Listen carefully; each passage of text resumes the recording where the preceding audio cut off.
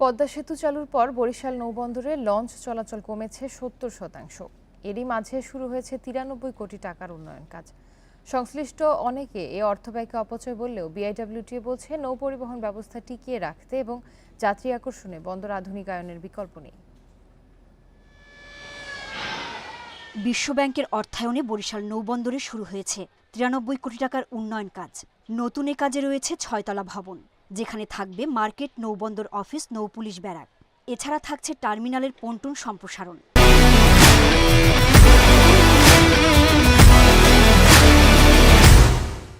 ৩৫০ fit নান্দনিক walkway, ৩টি gangway নির্মাণের পাশাপাশি ট্রলারঘাট স্থানান্তর। চলতি বছরের ১৬ মে এসব কাজের কার্যাদেশ দেওয়া হয়েছে।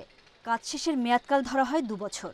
ছোট নৌকাগুলা লঞ্চের সাথে ধাক্কা লাগার সম্ভাবনা থাকে, সেহেতু খেয়াঘাট স্থানান্তর করা প্রয়োজন। বরিশাল নদীবন্দর লঞ্চ এলাকা একটা আধুনিকায়ন ভবনে পরিণত হবে। এদিকে পদ্মা সেতু চালুর পর বরিশাল নৌবন্দরে লঞ্চ চলাচল কমেছে প্রায় ৭০%। আগে প্রতিদিন কমপক্ষে ১০,০০০ যাত্রী ঘাট ব্যবহার করলেও এখন তা নেমেছে ৪ ভাগের ১ ভাগে। এই অবস্থায় নৌবন্দরের পেছনে বিপুল পরিমাণ অর্থব্যয় নিয়ে প্রশ্ন তুলেছেন বরিশালবাসী। এখানে এখন যাত্রী সংখ্যা ক্রমে কমে আসতেছে এবং যেটা যাত্রীবাহী লঞ্চগুলি প্রায় বন্ধ হয়ে যাওয়ার উপক্রম। সেই ক্ষেত্রে এই ধরনের অবকাঠামোর জায়গায় উন্নয়ন করা এই অর্থর অপচয় ছাড়া আর কিছুই হবে না। তবে বিআইডব্লিউটিএ বলছে নৌ পরিবহন ব্যবস্থাকে টিকিয়ে রাখতে এমন উন্নয়ন কাজ করা হচ্ছে।